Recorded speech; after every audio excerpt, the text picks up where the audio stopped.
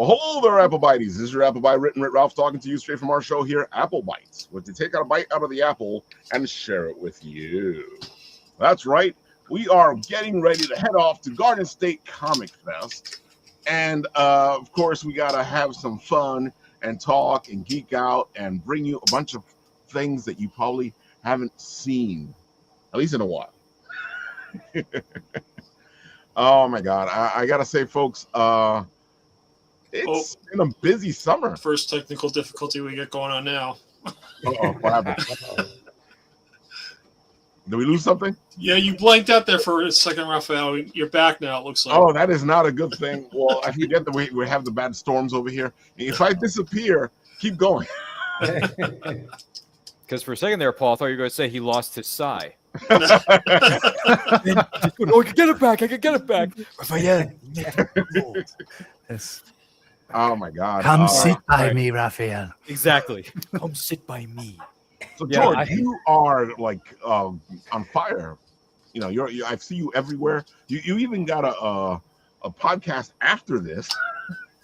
Oh, yes, I do, man. I'm trying to promote the latest Kickstarter that I have going on, and I got to thank a lot of you guys. You guys have all supported, so thank you very much. I really appreciate the support, the love. You know, it's hard to do this, as you guys know, and it's good to have a tribe to help you kind of like, you know, keep going. So thank you very much. It's always good to support your peers. Yeah, man. Yeah, I like the title and I like the catchphrase because, you know, when you got to, fit in, sometimes you just got to be yourself. You know, I told Ryan. I told him when we brought this title up. I said I am going to keep messing with this. It's too easy. It's a great title. Too easy. Thank you, guys. Yeah. The shameless plug. Sometimes to fit in, you have to be yourself. Like that's amen. As simple as it gets, man. Simple, especially for us who grew up, you know, loving comics and doing this kind of stuff. For a lot of our lives, this wasn't cool, right? Not until now, where everybody's like watching, you know, comic movies and stuff like that. But back in the days when we were watching them, it wasn't necessarily cool to do it. So, you know, but we were. It definitely wasn't cool for us to do this. It looks like Luke Bond is in the comment section. We love you. Good to see you, honey. You're awesome. Love you. Ever since I got assaulted by Wonder Duck at New York City Comic Con, I've been like a Get Your Meds fan and sign up for Jorge all the time now. So I love issue 1. It's awesome. I can't wait for issue 2. So, dude, that was excellent. I love the fact that you had somebody so pumped that they came in a Wonder Duck suit to a New York Comic Con. That's crazy. That guy, I love that guy. Man. He's amazing. He surprised me, and it was amazing, dude. It was great. It was great. Dude, have you been surprised by other people doing things with, you know? With that was the first. That was the first to see Wonder Duck walking around the convention at New York Comic Con was just incredible. So, yeah, and Paul, I apologize for the assault, but you know, it's okay. He gets carried away. I had to meet you somehow, Jorge. So don't worry about it. We're good. Made an impression. Yeah. Well, exactly. Impressions are everything in this business. That's it, man.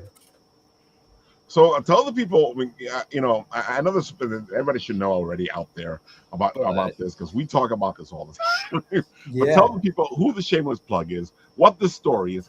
Give them the spiel. So Joaquin is a 9-year-old boy who kind of moves into a new school, doesn't know anybody, doesn't really quite fit in, and so he uses his imagination to do so, and he creates an imaginary friend named Pana, who is the shameless plug. And basically kind of helps him navigate through this new world of new kids, you know, making friends. And how does he do it? But by just being who he is. And that is basically the story, you know, told. And I know you guys, some of you supported the first Kickstarter. That was for the first chapter of the book. This Kickstarter is for the entire graphic novel, which is 140 pages. So you're getting the entire story in this Kickstarter. And I did something different for this one. A lot of us have websites. So what I did was I used my website to do some pre-orders. So a lot of people pre-ordered the book on my website. And so I used the Kickstarter just for people who maybe weren't sure who the hell I was and didn't want to just throw money into a website. They had no idea who I was. So that's why I did the Kickstarter. And, you know, I've had some, I mean, obviously it was funded. and I can't wait to get this out to you guys. The book should be out to you guys by August. Yeah, I'm excited about it, man. I don't know what to say. I gotta wait till August to read this. It's too long, man. I want it now. Well, the book is done, so you will be getting the PDF version of it. But if you ordered the physical, it's coming. It's coming. Yeah, in I'm physical media like #1, so Yeah, I gotta wait a minute, but I'll live. I'll get a PDF. It's cool. I was just sweating all it big time. I didn't realize what pledge True, level I thank went you. at. So, man, I'm okay. I'm good. right. I just double checked my pledge. I'm good. Okay, Double cool, check awesome. that pledge, man. I gotta say, George, I am amazed because we have this whole industry, and I feel like the industry completely has forgotten about kids. Mm. You have so few books now that kids can also read. Now, I'm not even gonna say directed at kids because we grew up with comics that anybody could read. And I feel like the whole industry has decided now that they're gonna make comics and they're gonna throw the kids out, and I'm like, that doesn't make any sense. Yeah. So yeah. how are you able to do this though? Because these books are fantastic. They're not just kids books; they're everybody books.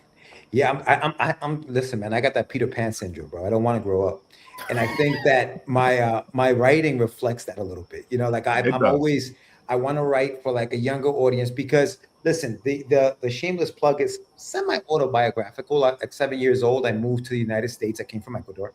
I didn't speak English. I didn't quite fit in, but I started reading comics, dude, and comics helped my vocabulary crazy. Like I learned how to speak English reading these comics, and so I was like, you know what, man, that's what I want to do. I want to continue to write for a younger audience to hopefully do the same thing. Where like if kids are struggling with reading, they don't want to read because it's boring. Pick up a comic, read a comic book, and I know, Paul, to a certain extent, you're doing that on your end as far also with your stuff, right? Mm-hmm. And so, and even you, Ralph, with Yeah. the book you have coming out. And I think it's important, man. It's important because we're aging out, and eventually, we're going to need people to read these comics. And so, bring on the kids. You're right, George. That's exactly what I did with Hugbird. I decided that I was going to write a book where adults can read this, but kids can really have fun with it. Mm-hmm. Right. Yeah. Absolutely, man. So yeah, that's been the whole thing. That's been the whole plan. I can't help it. I'm kind of stuck in this whole rut of Pixar where it's like, it's made for kids, but adults can like it too. So Yeah. Yeah, Toy Story 5's coming out, so I there's know. Oh, that's right. That's right. Yeah, there's Yeah, it a came out this Toy weekend. Story in 30 If you years. haven't seen Toy Story 5, since you brought it up, 2 thumbs up. Go check it's it that out. good. Amazing out. story. I loved it. I didn't even know it was already out. Yeah, It's man. Yeah, already it came out last weekend. Oh, last week. See, everything's coming out like in 2 minutes of each other. Toy Story's out now. Supergirl, which is 45 years in the making, comes out Friday. So it's like, bro, like all this stuff is just happening 2 minutes every time. I'm like, what the heck is going on? Where's the time gone? Yeah, before you know it, Spider-Man will be here. Yeah, Spider-Man. Yeah, right? Well, this is a busy summer, man. dude, it's Yeah. like a busy summer for comic book fans everywhere. Yeah. Everywhere. All forms of media, indie, Well, there's that too. mainstream. Yep. Comic books are Big dog. everywhere. The books are everywhere. The indie publishers are everywhere. They're It was everywhere. like 100,000 cons, 100,000 Yeah. movies. Yeah, it's funny. It's funny you mentioned the one coming up this weekend. Was it? You said it was Garden Comic Fest. Is that it? Yeah, Garden State Comic Fest. Okay. So the funny thing is, my sister from another mister, Christy, also known as Snips and Co _ on Instagram. # promote your friends. # give her a follow right now. Let's go. She's going to be tabling this weekend at that same event, Raphael. Oh, I gotta go say hi. So go and say hi to my very good friend Christy, who runs Snips and Co _ She she puts together these canvases. She like stitches them together. It's incredible, and she does a ton of Star Wars, a ton of Avatar: Last Airbender. She does DC, Marvel, like anything your nerdy heart desires. She's got something for. She's got canvases. By the way, she also has stickers and keychains. All right, so give my girl Christy a follow right now. Snips and Co Just _ did it. Do it. Just did it. I'm in. Thank you. And by the way, tell Christy that Ryan sent you because she'll know what that means. Because she's been on my podcast a couple of times in the past, and she's a hardcore Star Wars fan like yours truly. So we can geek out, brother. Yeah, on Star Wars any time of day. Ryan sent me. Yeah, exactly. Yeah. So she's tabling this weekend, so make sure you guys pay her a visit, man, because she's got. And she's located 88 according to the website. I'm yes. looking at it right now. Yes. She's an artist alley then, right? Yep. Mhm. She's an artiste. Yeah, she's an artiste. So yeah, give her a follow, check her out, treat yourself to some canvases. She's got stickers. She's got what else? She's got keychains. She's got mugs, all kinds of nerdy treasures that your heart's gonna love. So just do it. All right. In the words of Shia LaBeouf, just do it. Or what is it? Dodgeball. Do it. Yeah. If you can dodge a wrench, you can dodge a ball. That's right. You can dodge a wrench. You can dodge traffic. Right. You can dodge a ball. That's right, Blake. See, man, Blake is. I got to be honest with Blake you. is Raphael. on it. He's Blake on it. is Yeah, quick. Blake is on it. He's quick on my quotes. He's getting quick on this. Maybe we should have Blake on and I quote. Hashtag always promote your stuff. I think you should have Blake on in the work. Yeah, we should get Blake. We should get Drew on there. Drew, I want to see you on set. We can hang out, talk some comics, maybe some books, something like that. I don't know. Yeah, Anytime. George, I do have a question for you. Yes, sir. I know I've noticed that Kickstarters are having a lot of trouble, and I gotta say, out of all the people with Kickstarters, I expected your Kickstarter to have like this major support. Yeah. You know, Well, so what I mentioned about my website. So I think part of the I guess quote problem, I guess, and it's not really a problem, is that a lot of the people a lot of people have supported it, but a lot of them have come to my website to do it. right? They bypassed Kickstarter. So, which I was surprised by, but I guess, people just don't want to sign up to new things or more things, given the emails out there. And, my website works like a regular, like you just order it, you just pre-order it there. So I think that's worked on my favor, but obviously the numbers look different on Kickstarter, and it is what it is, man. I'm happy that I funded and I've met new people, I've had new followers. You guys obviously have come on, so yeah, it's all good. Oh, George, definitely. how many books do you have? As far as how many did I print? Oh, yeah. How many are in the Shameless Plug series, or maybe outside the Shameless Plug series? Like, Yeah. So the Shameless Plug is one book. It's 140 pages. Outside of the Shameless Plug, I published two other titles: The Adventures of Wonder Duck, which is like an 8-issue miniseries right now, and a book called Rust 5377, which is another graphic novel. It's like 6 issues combined. It's another graphic novel. So in total, I guess you could say about three titles in total for me. that's awesome. So I was asking because I know we had just had someone said that there's not a lot of people going into the kids space. Yet the kids space is very lucrative for graphic novels. So why aren't more people going into it? And so we did just have a discussion at Battle Quest with the buyer at Scholastic, and we got some insight into the data behind why less people are going into the kids graphic novel side of things, even though the sales are really good. And so what it is that the sales of books to schools through Scholastic were so good that there was an oversaturation of creators who tried to get into it, but the creators didn't think conceptually about the psychology of how to write a kid's book. And so the trick behind it, so we were told, was that, and I'm talking about this because I'm passionate, because I learned it. I'm just like this. But they basically said that most people went into it, and if they wanted 8-year-olds to buy it, they wrote it for 8-year-olds instead of a 12-year-old.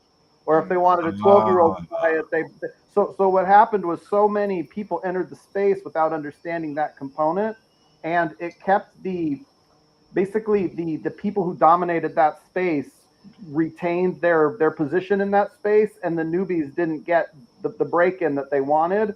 And so it led a lot of publishers to just not like seek that territory for sales.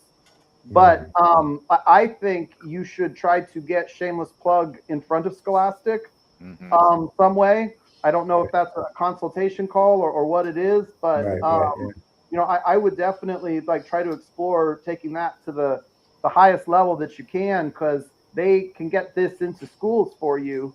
And this looks like a great comic. Thank you. So I don't know if that's, what step it would take to make that happen. But that's what we learned, why the book market space for young readers hadn't had growth from the outside the way that you would think they were because of the numbers. Yeah, you know what? It's funny. I was having a conversation with somebody about target audiences, and I think that it's so true when you're writing for kids, the target audience, and how important it is. Everything I feel has a rating, right? When you look at video games, and for mature. Or like when you go into a movie, rated G, rated PG, rated PG-13, and all those things matter. So even when people come to my table and ask me about Wonder Duck, yes, it's for kids, but what age group specifically? And I tell them it's ages 10 and up. And I say that because when you open up like the Wonder Duck book, maybe there's just too many words on a page for a kid who's 8 or 7 or 6. Right. And they may just say, man, that's too much reading. I can't, Mom. I can't, Dad. I'm not going to read this. And the parent then says, yeah, it's not for him. But that's why I give it a rating of like 10 and up. Because a 10-year-old maybe wants to be challenged by more words on a page. It's funny you say that because, part of the thing I had with the episode 1 of the video game coming out was it was meant to be for older kids. I'm going to say like 8 to 10 and above. Okay.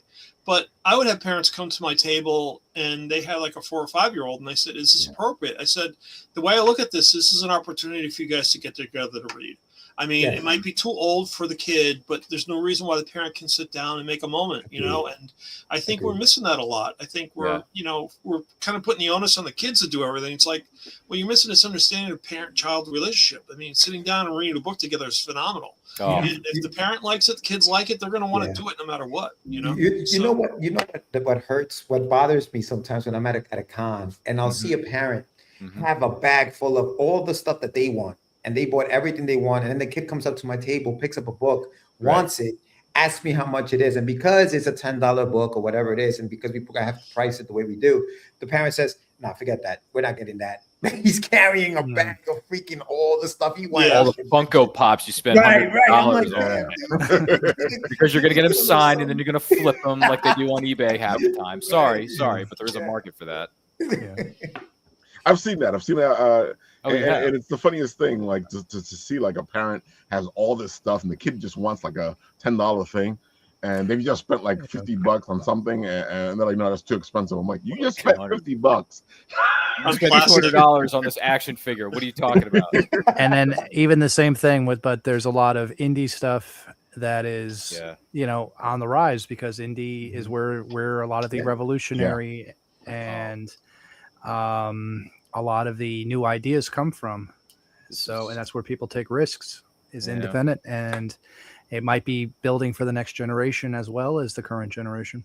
It's funny because like Ryan and Lloyd, you guys were quoting them Teenage Mutant Ninja Turtles, and where they come, right? I can love those movies. Yeah, they were indie, and all of a sudden, geez, man. Well, trivia question. I think Ninja Turtles was independent until 2010, and then it was sold. And then it was sold to Nickelodeon. No, I think they got bought out before then. I was going to say, I think it was before Eastman and Laird came out with it when I was still in college. I'm now dating myself, man, because it was 85. It was a long time ago. Came out. Everyone is young at heart here. Don't worry about it, man. Yeah, we're all young at heart. In 84, okay? They came out with those turtles in 84 in black and white, brother.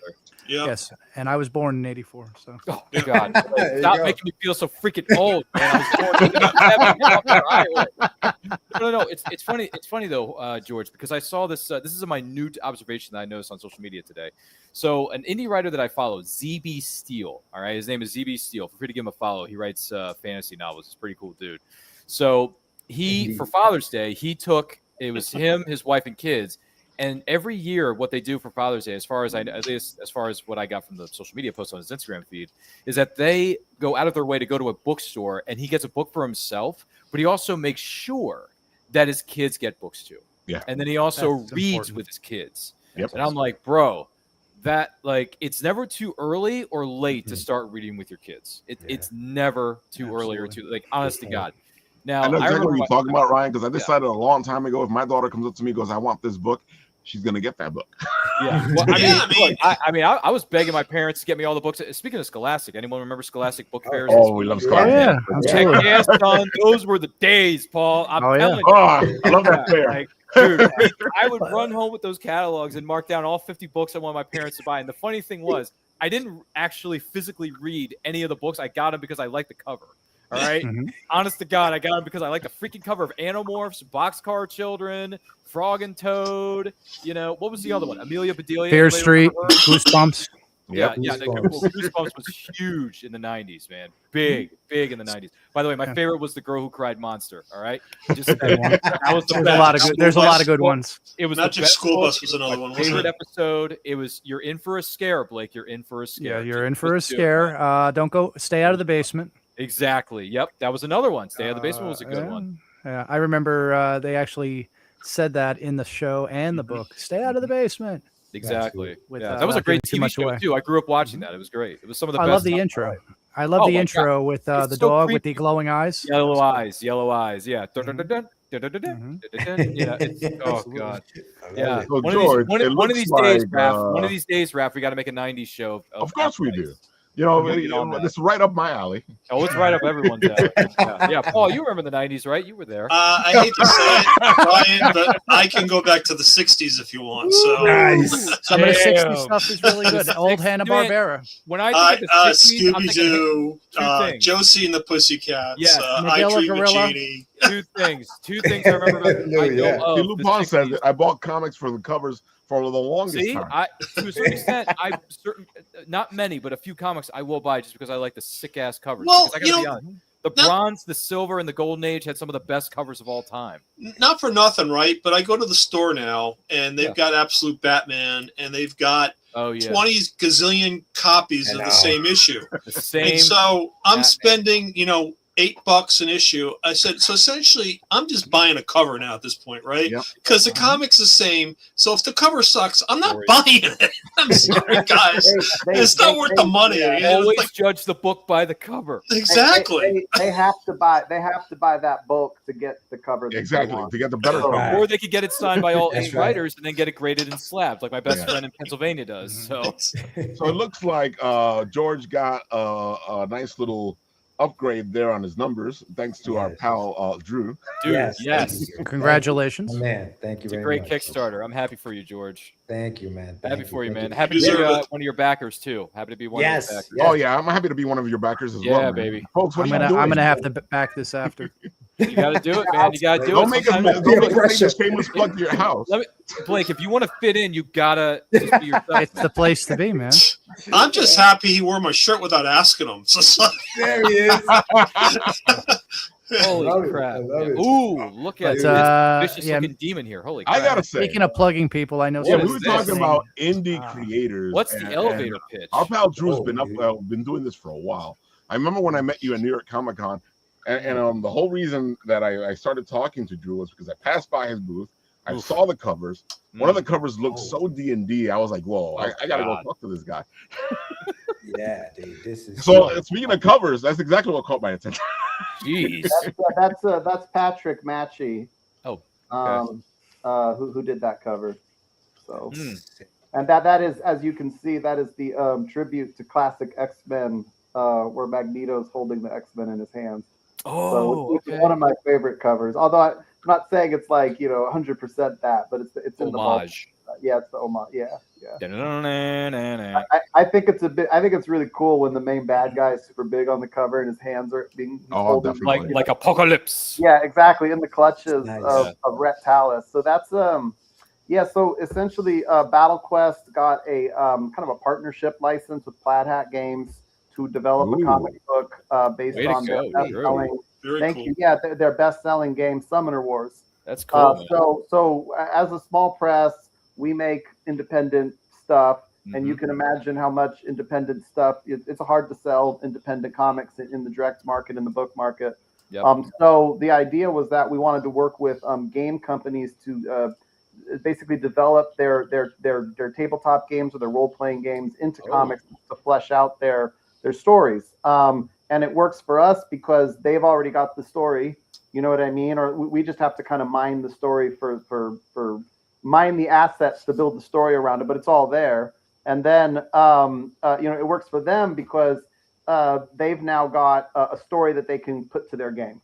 So we can bring their gamers into Battle Quest, and we can bring Battle Quest into their gamers, and it's just a nice way to partner and work with like minds and build story. And so the Summoner Wars 1 is going to be available to pre-order now at your local comic shop. Oh. We're through the massive indies section of Lunar, and we're with Universal.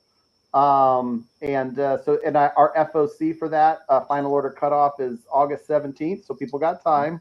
Mm-hmm. And we have two covers. We've got the regular cover, and then this cover, cover B, it comes polybagged, and it has a playable card, which is exclusive to the game. And the only way to get the card is to get cover B. Although I do believe that Plaid Hat is providing cards for their subscribers, so to be clear on that. But and so we've been building this comic for a couple years now, and we're finally ready to share it. And I have kind of taken a back seat on the story of this one. I've sort of helped kind of come up with a general direction we could go with it, but the creator of the game, this guy Bistro, Mr. Bistro, he came in and gave us all the details on the rules of Summoner Wars. Our editor became kind of a scripter, Justin Zimmerman, and he was able to take the outline we had and really nail down beat by beat a story moments in the script. And then we hired Paul Cornell, who writes Doctor Who. And he came in and did the dialogue, or he was a Doctor Who writer, wrote a couple episodes of Doctor Who. And I'll say this much for sure: when they say who's more important, the artist or the writer, I always used to say, well, it's the artist. But working with Paul Cornell, I'm like, wait a minute, if you get a good writer, a good writer goes a long ways. But obviously, I'm joking. But and so the basic plot of Summoner Wars is you've got these different fractions. Mm-hmm. And each fraction has its own summoner stone. And so you've got the knights, you got the lizard people, you got the birds in the trees, warriors, you've got the shadow elves and the fire dwarves or whatever. And they're all you can play them against one another on the game, on the tabletop. Oh, that was one of our social media posts for the back rooms. But there we go. Yeah. Yeah, but you can find Battle Quest in the back rooms. But nice.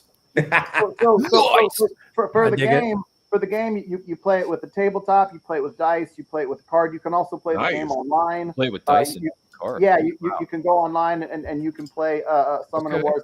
It's a terrific game, and at the end of the day, and this is just me, it's a terrific story.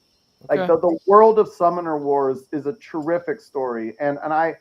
It's just flowed out so naturally, this alliance of these warring fractions to stop the evil Rhett Talus and his minions, and there's, even though they're all at war, there's a real clear definition between who would the audience root for and who should they not root for in this story, who's promising the higher quality of life, if you will.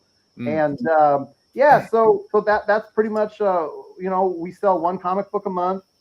We've actually been out of direct market distribution for about a year because of the Diamond collapse. So we're back. And this is our first comic. And I actually think this is the first podcast I've gone on to talk about it since it's been for sale. Look at you. You came to the big time. Yeah. Hanging out with Raphael, a Hosekin Seiko bat. Yeah. Tell me, you didn't pay money for this. Well, no place I'd rather be.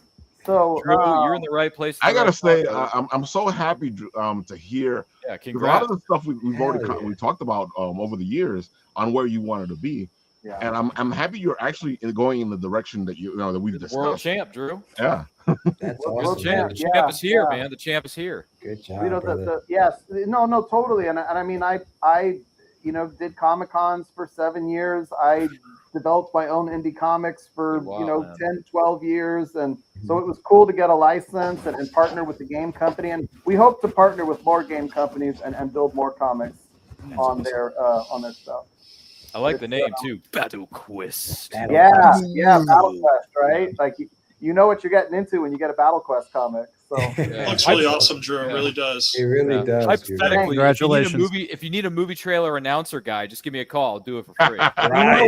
Yes. Actually, I was thinking that just when you were talking, when we got on the call, I was like, wait a minute. I was like, the movie announcer voice. I could do it. I could do it. I need a voice actor audition for you too. I actually think the voiceover stuff is coming. So I just found out that it's so important to have a trailer when you're in the bookmark. It is. Because because Amazon will auto-populate your product page Yep. with someone else's trailer if you're not careful. Oh So- yeah, Trailers sell, man. Yeah, so the next thing you know, like you'll have someone else's book's trailer on your product page algorithmically through Amazon if you're not careful. And The Unbelievable. quest Yeah. of supremacy begins. It's not what I'm paying you for, Jeff. Yeah. Stop it. Yeah, but in all honesty, Drew, give us a call if you need us, man. We're here. yeah, definitely. Yeah, right You know on. what, we'll be there for you. Text me up, man. I've been wanting to do voiceover for years and years and years. All I need is a opportunity, a window. So give us a holler. I really feel at this point in time, like, does anybody just take their comics and make really high quality motion like YouTube movies out there? I've seen a couple of those. I mean, there's been a few far between, but yeah, there's been a few. There's been some. Yeah. I don't think a lot of people do it, but there's people that have been It's a doing huge it. undertaking. Yeah. It's a huge undertaking. I know You gotta- from End of Zed, he did a beautiful job with his doing like a trailer for his book, showing off his character.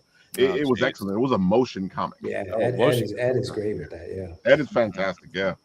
I just think like with what's going on right now with the YouTube creator, like it just seems like it's a logical place for comic creators to go. Mhm. Exactly. That's George. You don't have to even do the whole comic, right? But you could just do like 5 60-second adventures of your and just enough to breathe life into it and Just have fun with it.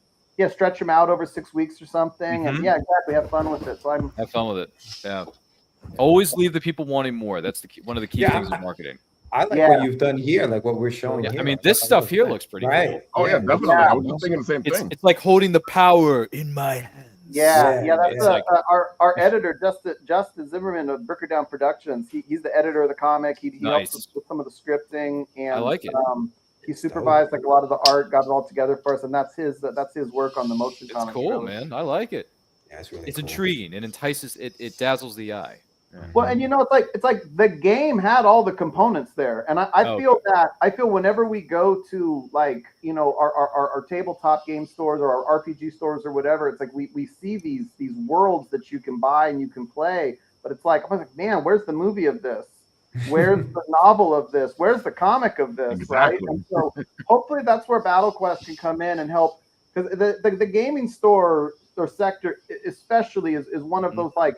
It's a stable market, it's a profitable market, and it's also a market where independents can thrive because game store buyers or the game store owners buy a lot of indie games. And people who go into the game store aren't necessarily just looking for what's coming from the big 2 or the big 5 in this case, but they're looking for what independent creators are making. And I think that if you're an independent game creator and let's say Dark Horse wants to make it or IDW wants to make it, you might have to give up some pretty substantial rights to your IP for those kinds of contracts. Definitely. Whereas a partnership with BattleQuest can get your story created, and I think you keep your own rights. You keep everything in house with you. So that's another component of what we were offering to try to get. But I'm thrilled for this book. I'm going to say this straight up. I think it's going to be one of the best comics in 2026. Dude, it looks good. The art looks fantastic. I like the idea that it's a game, and that it's not just a video game. It's also a game you can play in real life. It just makes it into something else. And Plaid Hat, they have just a terrific lineup of games. I hope that the comic book can bring more, comic book readers into Plaid Hat's world, and vice versa. Because like a lot of what I do as a comic book creator doesn't always translate all that well into comic books because comic books are such a collectible market, and I'm more of a story person. You know what I mean? Whereas like George, like when you get into like if you get in front of Scholastic, they are story people. The book market is a story market, but the comic book market is a collector's market. Yeah, it is. Correct. And so it's taken me a long time to really adjust to like, so like the story doesn't carry it. You know what I mean? Like I've got to have like 20 exclusive covers and things like that to get people to collect. But, it's crazy now. What's a story? No. What is that? Right. What is this you speak of? Well, I think what it is people Blake. still do want the stories, but they'll go find them from Image, right? They'll go find them from IDW. That's what they'll. Whereas like with the independent comics, it's it's really, really difficult to get people to kind of be like, oh, there's a good story in this independent comic. Because if it was that good of a comic, why isn't it with Image? Right. Why isn't it with IDW? Why isn't it with Dark Horse? That's the consumer's mindset. That's the mindset. I don't understand why that is the consumer mind, but I've seen it. I've talked to people, and you know, because they bitch and complain a lot about the big two. As soon as you tell them, well, this indie comic is doing exactly what you just said, they're like, but they're not the big two. Yeah. Well, you know, Marvel and DC in particular do a great job of making sure that they're in front of you constantly. Oh, definitely. Like, you know, whether even when you go to Comic-Con and the pirate booths are there, and the pirate booths are selling all that Marvel DC stuff. Oh, and, you know, George, like what you were saying about how like the parent has bought all that stuff, they won't buy the book for their kid. I'll bet they got a pirate poster. Oh, definitely. Right. Yeah, that's true. And whoever's selling that poster doesn't own the rights to it. But Marvel and DC aren't going to enforce that because it just keeps their stuff. It helps them out. Yeah, that's true. It helps them out in the long run, and it makes it that much harder for us. Yeah. And I will show you guys because our pal Zed did a great job with this, so I have to show it off. Hold on. Oh, that's the end of Zed stuff. Yeah.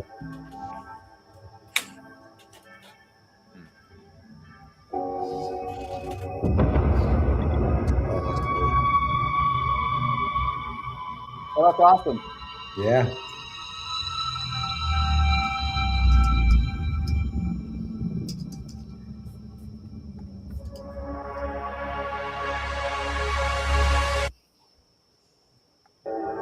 Yeah.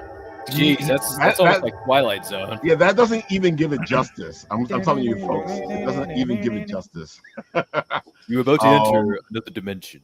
Oh my God! Like he has a longer one that is just amazing. That's like a snippet of it. But you saw he has the long one on the website. Go check it out. And if you guys want a great book, End of Zed is a great book. Yeah, and I actually got the script for the rest of the stuff that he's working on. And you guys want to get in on End of Zed now. It's really good. It really is good. Yeah. And dude, that's why Drew, you're right, because I don't understand that frame of mind where you want this story, you want this, you want that, but you won't. Like if I tell you this indie book has it, you go like, I'm not gonna buy it because it's not Marvel, it's not DC. I don't get it. Some people even the same thing. You look at stuff like the franchises that have been around for so long. They were indie or young once before. You know what I mean? Like 20, 30, 40, 40. I'm dating myself again. But go ahead, Paul. Just keep dating yourself. I remember the days when I could buy a Columbia bicycle off my comic book. It's like, how much was this? Like 25 cents? Yeah. I remember when bikes used to cost a nickel. But like people are, but like some people are hungry for new comics, new IP, new media, stuff like that. New characters. That's what I want. That's what I want to see. But to Blake's point, these big guys were even in the barrel, at the bottom of the barrel, back when I was a kid. I mean, struggling.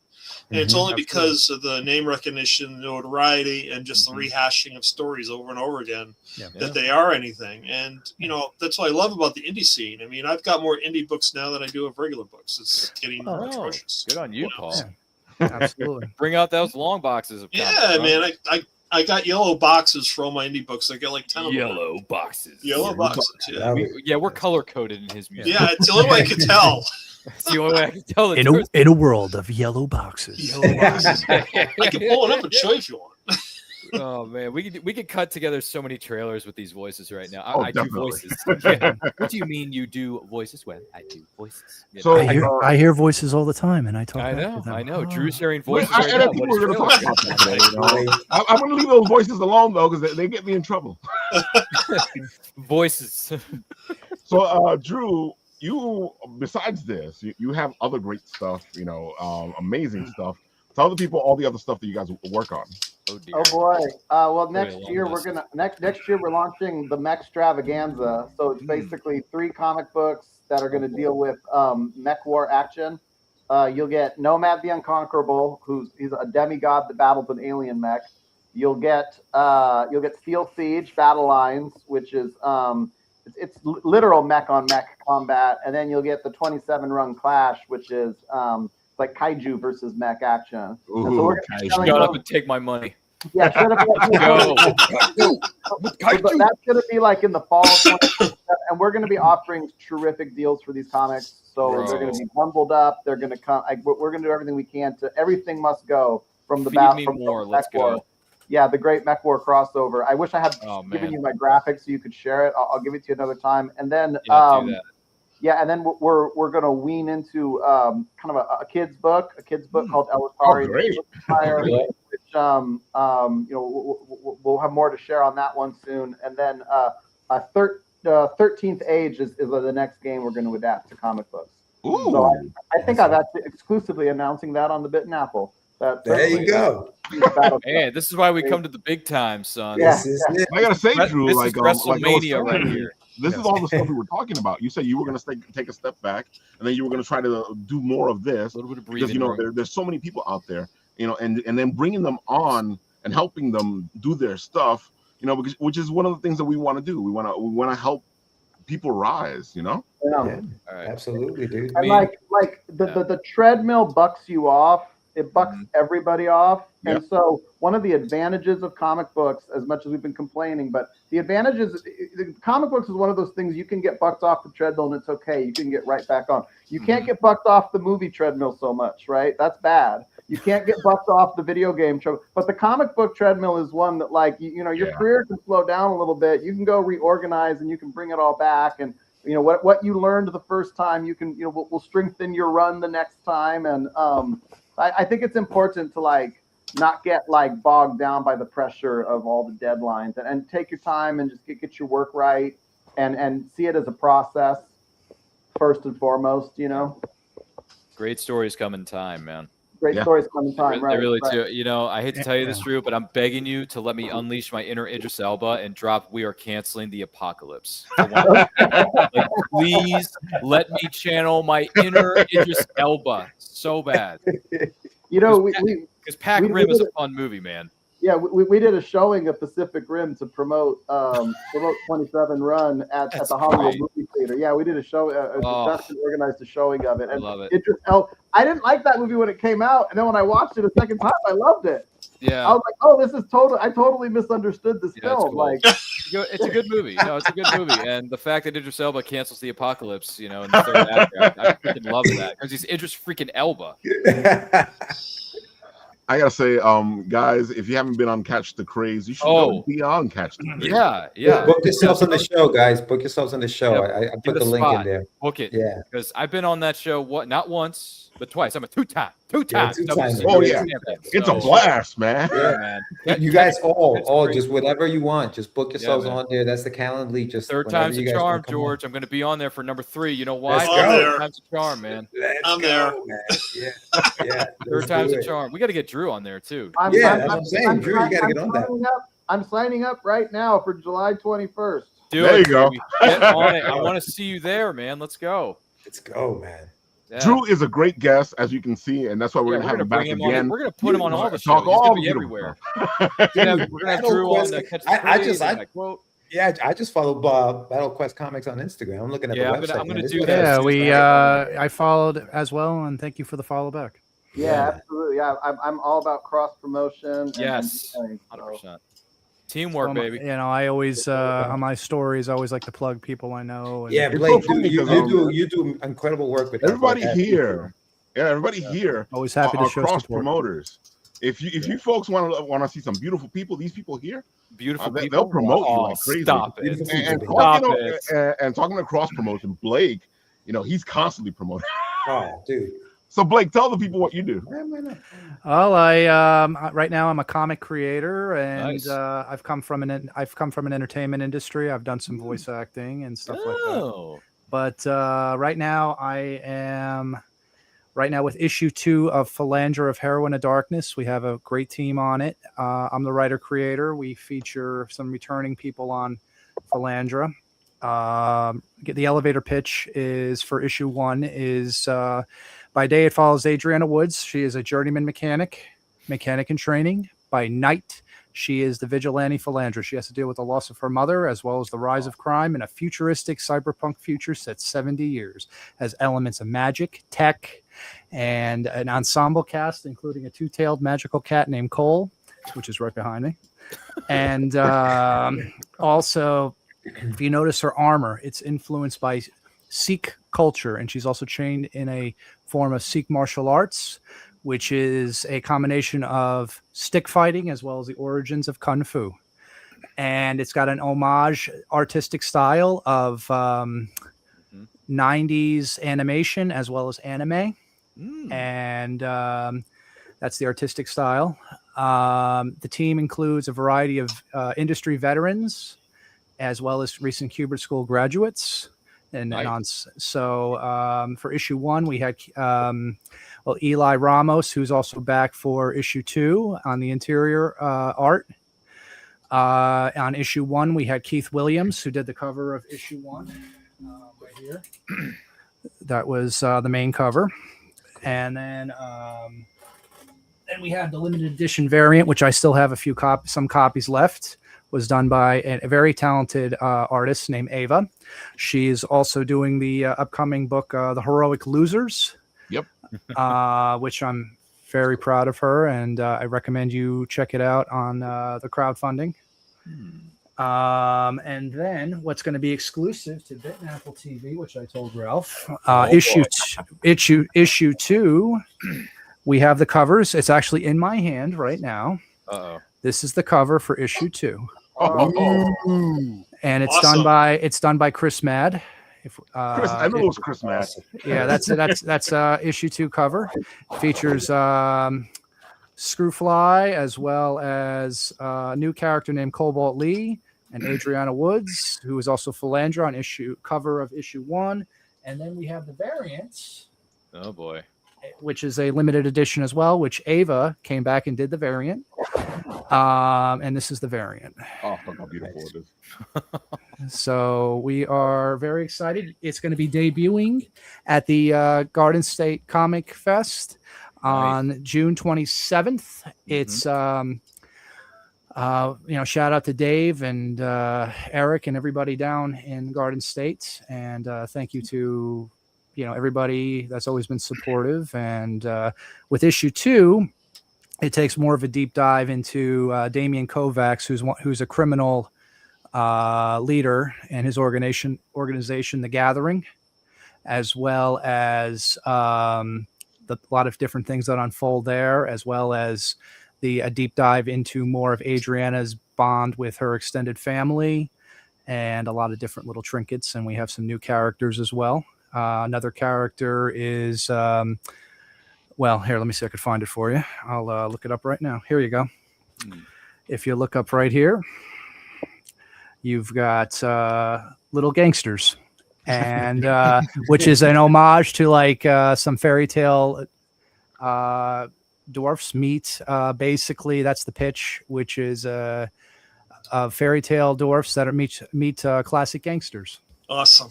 I love it. And they're known as the Dons, and they also share each other's thoughts, and they complete each other's sentences. Okay. So are you going to make the Garden State Comic Fest cover with that same design for the book? Which one? Oh, the one I'm looking at right now on Instagram. That's my promo thing. That's my promo thing. That I'm going to be at booth A81. You're only going to be a few blocks away from Christy. So yes, I'll have to go over and say hello, or she'll have to come and say hi to me. And also the rest of the team is who else? We got Justin Birch, who returned. Oh, that's my BFF right there. 88. Absolutely. I'll have to check. Look how great those canvases are.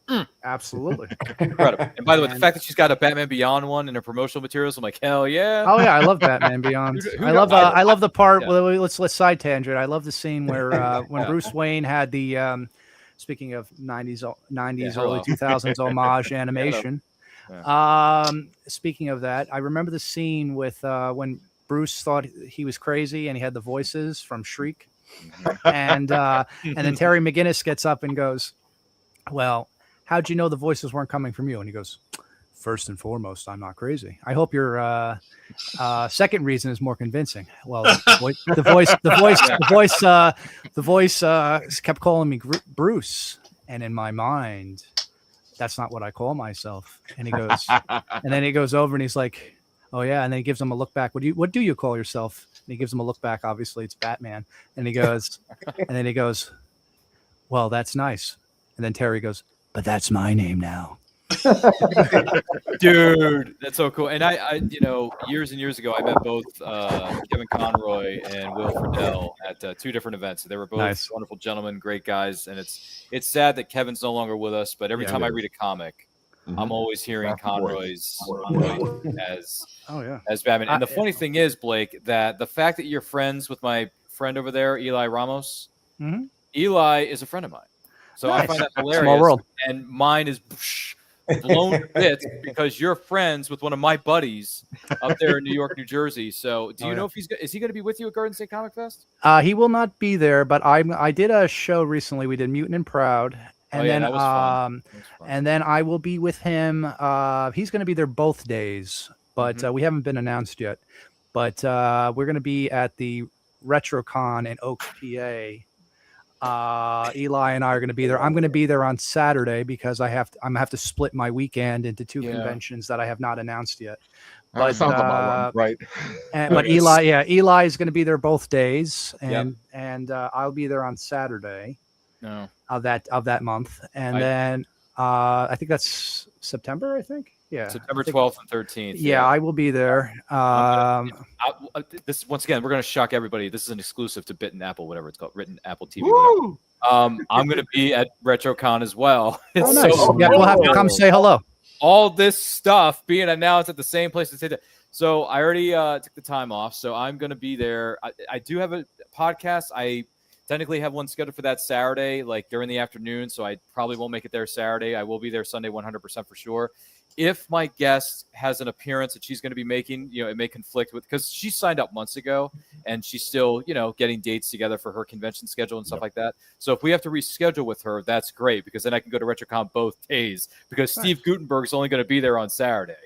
So, I heard they just announced them. I love the people that do RetroCon. They're awesome. Oh, dude, I've only been there once years ago, but it was so much fun. And the fact that they're getting April Curtis from Knight Rider, and they're having an official, Kit's going to be there, the flag, mobile unit mobile, the full flag, everything Knight Rider is going to be in his Manizzi in Oaks, Pennsylvania, which, funny enough, I just became a Knight Rider fan within the last few years. Oh, I love Knight Rider. I love William Daniels. It was before my time. Sorry, Paul, I'm dating myself here. But I will say this, Knight Rider as an 80s show is one of the better shows. It is. Because the theme song is banger.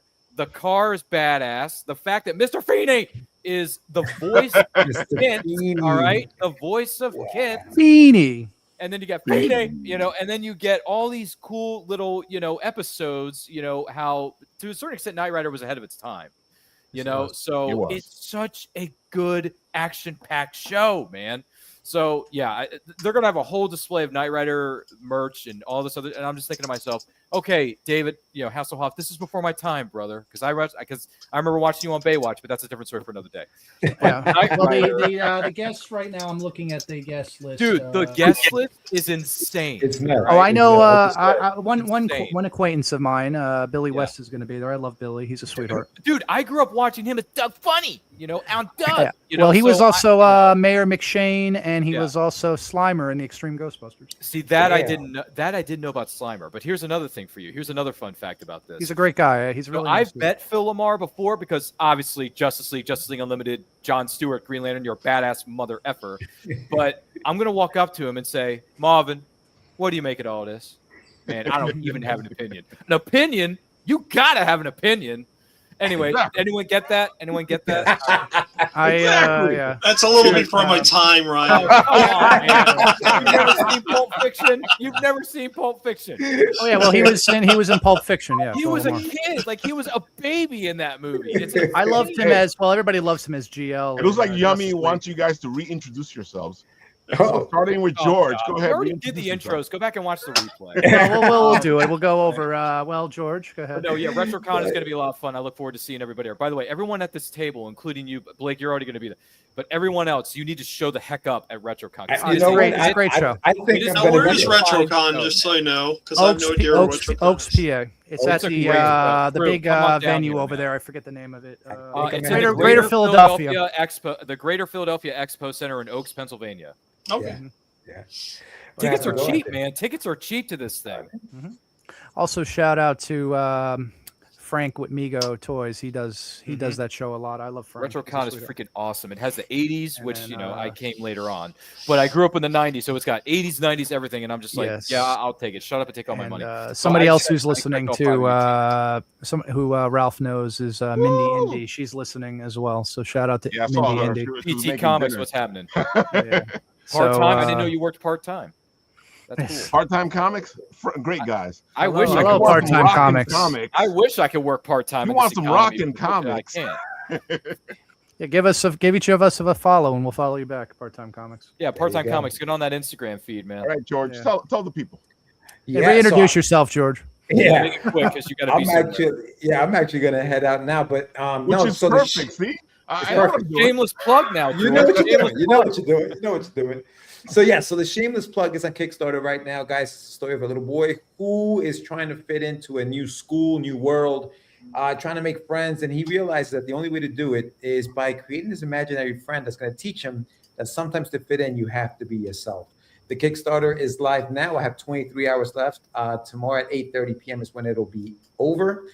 So please make sure you pledge to it. I am doing a stretch backer goal. If I reach 60, I raffle off an indie comic from one of my indie friends. I'm happy you mentioned that because I wanted to talk about that before you left. I love what you're doing there. Go ahead, explain it.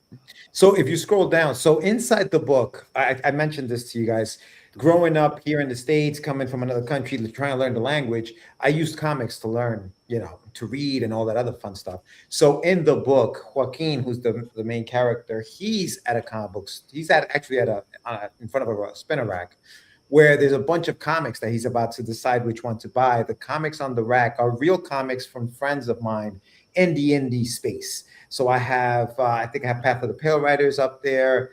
There's a book called The Mighty Mascots by Keith Gleason. Both of those have already been won by somebody. And so what I'm doing is every 20 backers that I unlocks a new book. So there it is. So I'm spinning a wheel tomorrow night for somebody else to win a book from the spinner rack. End of Z is on there, as you can see there. So, and how much can I pay you, George, for that? Yeah, how much do you need me to send you Venmo to make me the grand prize winner of this giveaway? So I didn't say that. I'm sorry. What was that? Oh yeah, Paul and I were speaking. 20? Did you say 20? Was it 40? George, you want me to Venmo you 60? I'll do 100. Try and type that no, right. No, this is getting good. Maybe I won't leave. So we're doing that. So we're 3 backers away from unlocking a new spin on the wheel tomorrow. And man. So we're having fun with it. Thank you guys. Thank you, Ralph, for having me on. You guys have been amazing. Love to here on the panel, people watching, Lou, who's always out there. Thank you guys so much for the support. We love you, man. And I look forward to seeing you guys on Catch the Craze too. So make sure you sign up. I got to sign up for part 3, man. We got to make this a trilogy between me, you, and Sam over there. You know what we're gonna do? Me and Ryan are gonna show up on the same day. Yeah, I don't know if they can handle that. I don't know if George. I've known Sam for years. I don't think Sam can handle that. Ralph, if you're gonna go to RetroCon, maybe we do a little carpool and head out together. If you want. Ralph, please come to RetroCon. He's trying to tempt me to go. I want to meet all of you in person. Like I want to see Ralph. RetroCon looks like it's gonna be a thing, man. So it looks like it, baby. Look, even Yummy's like, well, I'd go, but it's 6 hours away. Dude, do it anyway. It's worth the drive. I drive 2 hours and change to get to this thing. It is so worth it. Another convention I would recommend too, as Ralph knows, the Urban Action Showcase. Oh, definitely. In Manhattan. Oh, in Manhattan. Sorry, that's a little above my pay grade. That's a little above my pay grade. Well, guys, I'm gonna head out. Thank you again, man. Love you, man. Take care, man. Take care. Good seeing you. Congratulations. Thank you. Thank you so much. Peace. Yep. So He's a good man. He's a good man. I like that guy. We need to bring him back. Yeah, George is good people. It's good people. George is fantastic. Yeah, that's a great looking comic. I mean, he's got so Yeah, definitely. But this, on the other hand, Nomads. I will do a shameless plug to the Tridents, This is Steel Siege, like yeah. I was born in 1980, so like. Oh my God! I grew up with all these epics that I only found out later on. I found out later on that none of these were very profitable. Like unless boys. All my favorite movies except Star Wars, nobody watched. But well, I don't know. They were good VHSs. But no, yeah. So just we're Battle Quest Comics. You can find us in the direct market. You can find us through Lunar Distributions via Massive Indies. You can find us through Universal Distribution. You can order us directly to your comic book store. You can use the comic shop locator, obviously, to find a store near you and pre-order our comics monthly. You can also go to Midtown Comics or Golden Apple Comics or Third Eye, and you can order direct to your home. And then through the book market, you'll be able to find us. We're distributed by IPG, so we'll be in Barnes and Noble, we'll be in Books A Million, we'll be wherever books are sold, basically, for at least the next few years. And so please take a look for us. I'll be looking for more things to hustle as time goes on, but right now we're really focusing on Summoner Wars, which you can order it a pre-order up until August 17th. And get that collectible limited edition cover B for just $6.99 and keep it safe. It'll be worth $100 one day. So, there you go. If I slap it, it'll be worth more. Yeah. I'm gonna say, get graded into slab. Yeah, they're gonna have the slab guys at many of the conventions. Yeah, $1 million. Exactly. And the best part of this plan is, Drew, no one can stop. You know, Scott, you're just not evil enough. You're semi-evil. Exactly. You're quasi-evil. You're the Diet Coke of evil. You know, it's just not evil enough. You're not. Okay, I'm sorry. Raph, I gotta go on mute. I'm sorry. I'm laughing way too hard. All right, Blake, go ahead. Tell the people. Go. I thought I was good at quoting stuff, but man, Blake. Blake is good. Blake is good. Blake has the number. I'm just crazy, man, and plus Blake's I'm got adorable. the number. So. He's Blake, got me figured. tell us who you are. Go for it. Well, again, I'm Blake Sawatsky. I am the creator of Philandra, Heroine of Darkness. Again, I have issue 2 debuting at the Garden State Comic Fest. It follows Adriana Woods, Philandra, and an ensemble cast and crew and then issue 2 debuts on the 27th. Actually, they're by choice. I'm still indie, and it is. You can actually get issue 1 in select stores in New Jersey and California. If you look on my website, blakesawatsky.com, shout out to a couple of the stores. Let's see, Raging Geek, Eastside Mags, Fortress of Solitude, carry it in New Jersey, in California, Blast from the Past, and the Nostalgic Comic Book Store in San Gabriel. And then we're going to be reaching out to some other people that have been reaching out to me. It's just, again, I apologize. I'm a one-man band when it comes to that kind of stuff. I don't have my secretary yet, but it's basically I'll be at the Garden State Comic Fest, booth A81. It has an ensemble team by again, issue 1 and 2. Eli Ramos, the interior artist. Justin Birch is the interior letterer who has worked for Dark Horse. He's worked for Mad Cave Studio. He's done a lot of different other stuff. And the cover artist for issue 1 was Keith Williams, a friend and mentor of mine. I'm very blessed. Keith's awesome. As well as the lettering was done on the logo was done by legend Rick Parker. And the issue 2, Chris Madd did the main cover, which is going to be debuting. Whoops. And then Ava has done the variants for issue 1 and issue 2, limited edition print run. And that's revealed. Issue 2 covers have been revealed on the Bit and Apple. There you go, folks. Go check them out. And you can follow me on Blake Zawadsky on Instagram, BlakeZawadzki, and as well as follow the awesome team for Philandra. Again, if you like 90s animation and anime, if you like a lot of the homage to like the 80s and 90s popcorn movies, as well as just like a little bit of stuff that will stay with you and interesting characters and stuff like that, this is the book for you. It's an audience from teens to young adults, as well as 30s to 40s and the female demographic. So we're just excited, and we're just getting started. We're already starting early work on issue 3 and many other little surprises. But again, yeah, Blake's a busy man. I am awesome, a busy man. I can't wait. I can't wait to get my copy. Yes, thank you.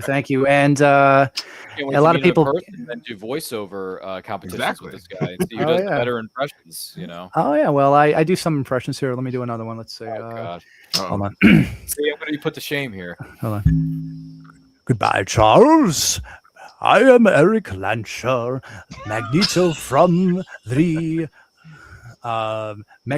the X-Men movies, but my real name is Sarian McKellen.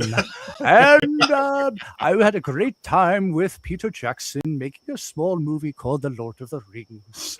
I stepped into my little spot as I looked up onto camera, and I was there, and I had a nice pointy hat and a magic wand.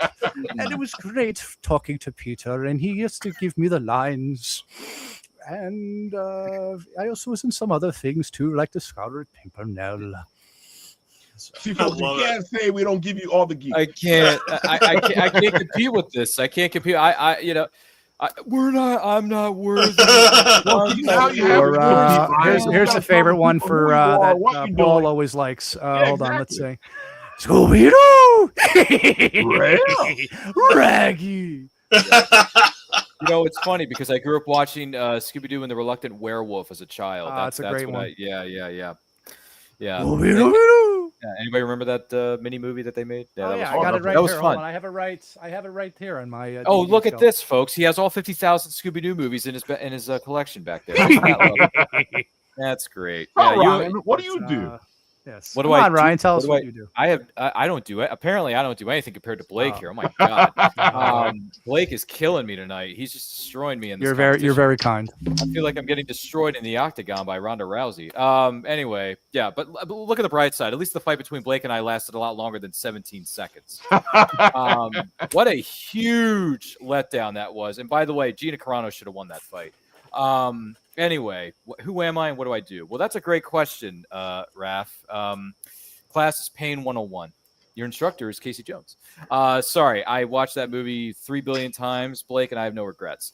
But my name is Ryan. You're going to like Garden State Comic Fest because they have a big, I'm sorry to interrupt you, but they got a big reunion there for Turtles. It's funny because I met the cast of Ninja Turtles a couple weeks ago at Fan Expo in Philadelphia, Pennsylvania. So that was a lot of fun. So I already met my Ninja Turtles quota. Sorry. Okay. But anyway. I know that's what you were looking forward to. I remember you were. I was, yeah. Last time you were on the show, you were like, that's where I'm going, Ralph.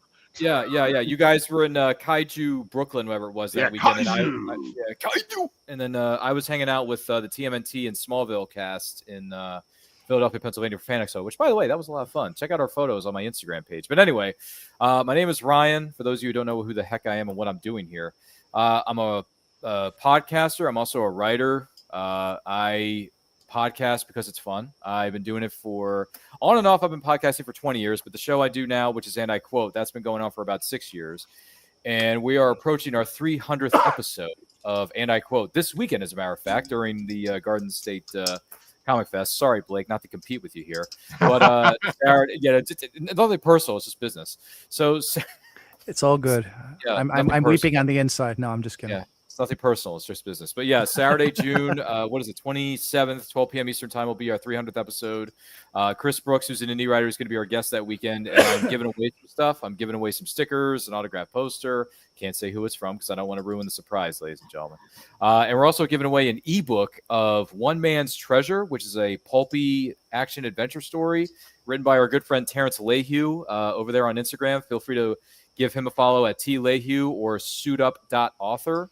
on Instagram. He does a podcast where he interviews indie writers, and he dresses a lot better than anyone here, including myself, because he literally wears a suit in every single episode of his show, and I feel like he wears a suit 24/7. I think he even sleeps in that gosh darn thing. But Terrence Lehue, I love you like a brother, man, seriously. But yeah, so and I quote, I basically interview indie creators from all over the world. I do it on Saturdays, 12 p.m. Eastern time. Everything we do is live because I don't know how to edit. I'm sorry. I missed that course when I was in college, Raph, because it was during Corona. Well, there's a reason why we live. Yeah, there's a reason why we do it live. Frack it. We do it live. All right.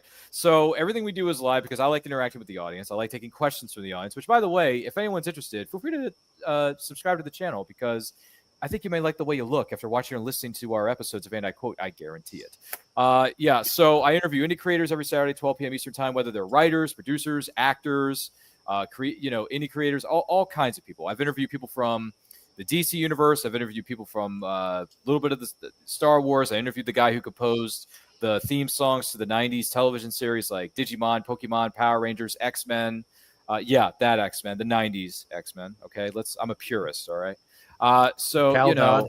No, Ron Wasserman composed that one. But yeah, Ron Wasserman's been on our Wolverine, show. I'm saying. Yeah, well, Wolverine's cool.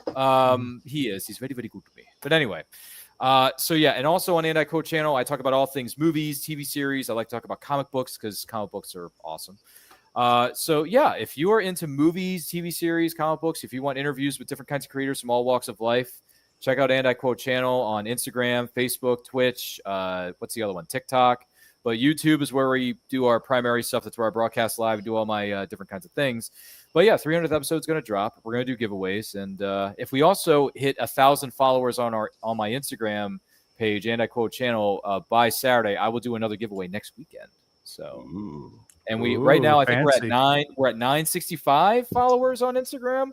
So if you could help us get to 1,000 there, Raphael and your fellow peeps here at the Written Apple TV, that'd be fantastic because I want to do as many giveaways as humanly possible. Why? Because I'm a nice guy and I want to give back to the community because I like this space. I like entertaining people. I've been entertaining people since I was 6. Blake, I've been doing voiceover. I've been doing impressions since I was 6. I have no regrets. So I've had 30 plus years of practice, brother. All right. I've had almost 40 years of practice for this thing. So Ryan, if I unfollow you and follow you again, does that count as twice? No, it doesn't. But hey, look at the bright side. We're at 1, 2, 4, and 5. Anyway, no. So we're at 966 right now. That's a solid number, but I want us to get to 1,000 by Saturday, so I can do another giveaway next week. I want to surprise people. I want to give back because I like doing that. And it's fun.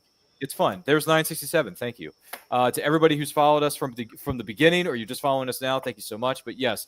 So I'm a podcaster. I'm a writer. I got a short story that was published last year in Western Tales Volume 1, which is published by Veritas Entertainment. There's a link to that in my link tree, as you see in the Instagram profile there. It's there. It's available in ebook, paperback, hardcover. It's an anthology. So it's 16 different writers, 15 different stories.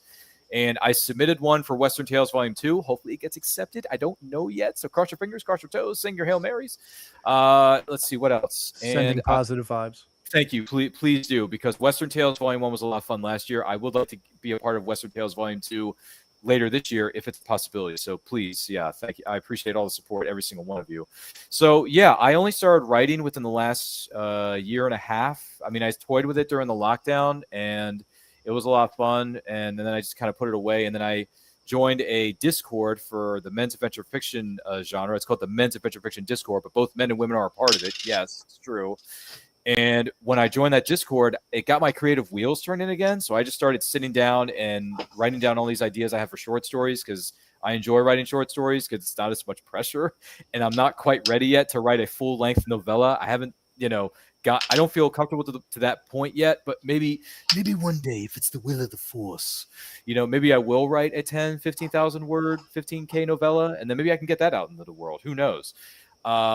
But yeah, so that's basically who I am in a bit of a nutshell. I'm a podcaster, I'm a writer, I'm an entertainer because I feel like I was put on this earth to do different types of things. But one of the things I feel like I was put on this earth to do, ladies and gentlemen of the jury, is to entertain as many people as possible. Because if I can entertain 1 out of 1,000,000 people, I would have done my part and would have added something positive to society. Because let's face facts, we live in a very dark, twisted, messed up world. So if I could bring a smile to people's faces, if I can make them cheer, holler, laugh, whatever, that's cool. and I enjoy that. I think it's a lot that's of what fun. all of us are doing, and putting smiles on people's faces and trying to provide content for people to enjoy. And I know that's how I am, and I think that's everybody here wants to bring smiles and bring tell good stories and stuff like that. So we need to reward podcasters who are not getting spreading misinformation for clicks, but are trying to bring people together. I agree. Exactly right. Yeah. I mean, look, I'll be the first to admit it. What is it, Drew? I have hot takes. Okay, I have hot takes. I have opinions that don't go over very well with the comment section below. But let me tell you something. It's an opinion, not a fact. I'm not saying that one movie's. I'm only saying when I say that one movie is better than the other, it's only because of my experience watching whatever films that we're discussing. That's all I'm saying. And if I tell somebody that I haven't seen a movie, it's because I literally have not seen that movie. So I try to be as honest and open as possible with my opinions of movies, because I've been a movie buff since I was 4. Because one of the first movies I ever saw was Turtles 2: Secret of the Ooze. Okay, that's how old I am. Paul's younger than me, so I'll let it slide. But I'm very, very old, and I've seen a lot of shiznit. I've seen good, I've seen bad, and I've seen very, very ugly stuff in my career. But what was the best time to have done thing was yet to the next bit. Okay. What was it? Ninja Turtles. Speaking Ninja Turtles. 10 flips now. And remember. Exactly. Go Ninja. Go Ninja. Go. Exactly. I made another funny. Exactly. Yeah. And by the way, I've met Kevin Clash. He's a great guy. I love that dude. Yeah. Kevin's going to be at Garden State. Nice to meet him. Thanks for ruining that for me, because no, I'm just kidding. I've met him already. Listen. Let me put it to you this way. That wasn't meant to do that. No, it's okay. It's okay. And another thing I do want to say is one of the things I enjoy about podcasting and writing and all this other stuff is I enjoy networking with other people, and I enjoy going to Comic Cons. I've been going to Comic Cons for 15 years now, and I freaking love it. All right. One of the first shows I ever did was Lexington Comic Con in Lexington, Kentucky. I met so many of my 90s childhood heroes at that convention because the organizers knew what they were doing. And they pulled in all these different actors from the 90s, including the greatest 90s show of all time, Power Rangers, because I'm a 90s kid, sue me. So meeting all these legendary Rangers, it's like, holy crap. Like, I was a fan of this when I was 6, and now that I'm here all these years later, the inner 6-year-old is bursting with excitement, and that's okay. Listen, I'm pushing 40, and I'm willing to admit I can still watch reruns of Power Rangers on YouTube all day and still get enjoyment out of it. Is it cheesy, horrible, bad, over-the-top stuff? When you look at it as an adult, yes, but... Well, they had last year at RetroCon. I think they had, what was it? Austin St. John was there. Austin was there last year, which I'm kind of bummed that I missed. Kimberly is going to be at Garden State. Yeah, Kimberly's going to be at Garden State. And well, that's just great. Okay. Who else? Who else is going to be there? Rub it in that Ryan's not going to be at Garden State Comic Fest, but everyone else at this table. It's the place to be, man. Paul, who we're looking at, great animation. Yes, and speaking of an awesome that's coming out in at the Garden State Comic Fest, you got the Time Enforcers. Yeah. Go ahead, Paul. With George. Yeah, I already signed up for your pre-launch page, man. I'm in. I appreciate that, man. Thank you so much. I am so pumped right now. It's unbelievable. I just we got our preview issues all ready to go. I'm actually bagging them up because I feel why give someone a comic that they're going to ruin before they get home? So they're going to be all bag and board, right? They'll probably throw mine out and put their like $20 comic they got from Marvel in there. So that's okay. At least I did something for them. But we got a bunch. They're going to go get it slabbed and graded. That's what they're going to do for Time Enforcers. I'm looking forward to getting my copy. I'm looking forward to getting my copy, Paul. So am I. I want to buy a copy. I'll send you a copy, Ryan. Don't worry about it. Just send me your address. I'll shoot you one. It's no problem. I have to go over and get a copy from the cover, professor. man. That cover is sick, though. It screams Maltese Falcon. It screams Casablanca. Yep. All rolled into one. Tight, baby. You understand what I'm saying? Yeah, I'm talking about intensity, and I love it so much. Yeah, Paul, I love it. I can't wait to get this in my mailbox. I really wish you were there, Ryan, because we got so much swag we're giving away. Not giving away, we're giving selling. Stuff away. Yeah, I got like my little.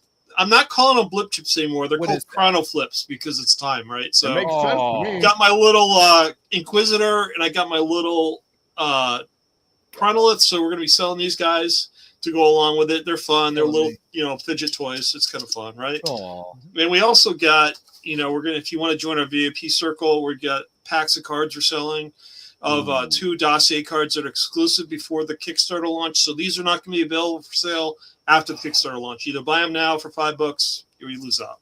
Then we got the game and then the book, and then we also the book we got you saw, right? And then we also have this is a great idea. Raphael gave me this. idea. I got these lanyards because we're going to be selling pins, so you guys can see this. Oh, look we at get these that. cool inspirational pins from all the characters. They're $4 a piece, 3 for 10, 6 for 20. So you can collect your pin collection, and you can put them on a lanyard that we'll be selling. With the lanyard, we're going to be offering 3 cards. One of them is going to feature a Time Enforcer's employee pass, so you can choose your favorite Time Enforcer. Why am I missing And then you get this? 2 other cards along with it. It's really cool because it's got a mag stripe on the back. So, I am so disappointed that I'm not going to be there right now. Ryan, send me your address. I'll send you a box. Don't worry. I love it. All right. All right. My sob story wins the day. I love it. Thank you. Well, I'll see you at RetroCon, or you got to stop at Eli. I am a capitalist, but I like to give stuff away. So it kind of spoils the whole Hey, point Paul, of you can capitalism. actually Right? give it to you can give it to Blake, and Blake, you don't have to waste any shipping because Blake can just take it with him. Oh, I just stop by the booth. I'll give you guys free stuff. I don't care. I gotta walk over and go see the professor because him and I are homeboys. Exactly. And Drew, you got to buy yourself some tickets and come down to RetroCon and hang out with us, man. I would love to. Got to get down there. Oaks, PA is a hot spot for cons, man. Yeah, we get speaking of the professor will be there as well as Amelia Earhart. So 2 characters from the game. Oh, both of them. Yeah. Nice. And I'm not sure how long Amelia will hang out, but she'll be there for a while. So that's awesome. Nice. That's freaking awesome. And there's shout out to a lot of people that are going to be at Garden State. I saw the page. Forgive me if I miss a few people that I know that are going to be there. Let's see. We have Christy, who I haven't met yet, but we'll have to make that happen. Awesome. Holy Moly Media is going to be there. Keith Williams is going to be there. Enrique Lopez. Who else? Who else Let's is going to see. be in Chris town? Mad. Who else? Nick Capote. I'm trying to see who else. Let me look here real quick. Shout out to a lot of other people because that's what I do. I think Hubert School is going to be there too. Hubert School is going to be there, and let's see, Chris Ivy. Let's see, Kim DeMuller is going to be there. Let's see. Let's look at some other people. Jim Starlin. That's kind of a big deal. Rick Parker, his wife Lisa. Aw. Who's Walt also Simonson's usually there with Louise too. They're great. Yeah, Mike Lilly. Let's see, Nicole. That's a huge amount. I think I met Keith Williams at Ocean City Comic Con. He was a cool dude. Oh, I love Keith. He's a sweetheart. I love Keith, and he's wonderful. Yeah, he was very nice at Ocean City Comic Con on the Eastern Shore of Maryland. He's a sweetheart. Let's see who else we have here. I like Keith Williams. Jeff Brennan. Mm-hmm. Who else do I know that's going to be there? And then also other people that are brand new. I look forward to meeting them as well. All the new talent. RC Young. She's awesome. Oh. My problem is, and Ralph will attest to this. It's like I'll walk away from my booth, and all of a sudden I got to like double back because people show up. Really that's a funny story. I'll tell you a funny story. I think I told Ralph this one. When issue 1 debuted at Garden State Comic Fest, we had VIPs. I was talking to Ken, also another awesome artist. And it was Sunday morning, and we didn't open yet. And then my mother calls me on my cell phone because she was helping me out on the table. She'll also be there at Garden State Comic Fest this year. So say hello to my mom, and shout out to my mom because she's awesome. And she was calling. I was talking to Ken, and she calls me on the phone and goes, "Get your 4-letter word there back here because you have a line for VIPs wanting to buy issue 1." So, and I want to say thank you to the really fans. Cool. Wow. So, thank you to the fans because I think all creators will say that, and artists. Without fans, you have nothing. And I want to say thank you to that. But that's my funny story. Speaking of what Paul was saying about people when you walk away, and I'm an avid person that is always walking away from my table because I just like to go see people and do things. So I have to stay by my table more often a little bit. Well, I just attribute that to ADD. That's my problem, but that's okay. Yeah. when this hasn't happened yet, but one of my plans for later on in probably 2027, if not 2028, once I get more stories under my belt and get the experience, hone my craft and all that kind of stuff, Blake. when I start tabling at shows, it's going to be so hard for me to stay at my booth because I'm probably going to know half the people who are tabling at whatever event I'm at because I'm friends with a lot of people. Because that's what happens when you're a podcaster who goes to all these shows. You become BFFs with so many different people. It's insane. Oh yeah, absolutely. I've been very blessed myself. I've only been in the industry for, let's see, Ralph, how long have I been in the industry? Not that long. Oh, do you have a number on that? Probably like a year and a half. Yeah. Is it 18 months? Really? Yeah, and you got to remember, I met you at Urban Action Showcase before you were doing everything.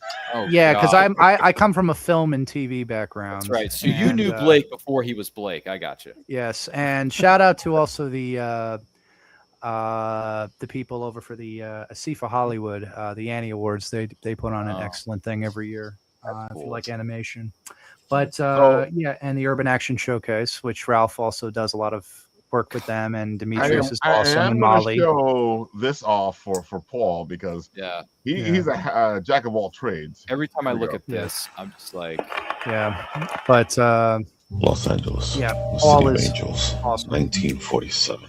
The war's over, but the streets still feel like they're fighting something sinister. That's Mayor awesome. Steak with the whips from Pan's 24, all you can eat blue plate special, hot asphalt and bad intentions.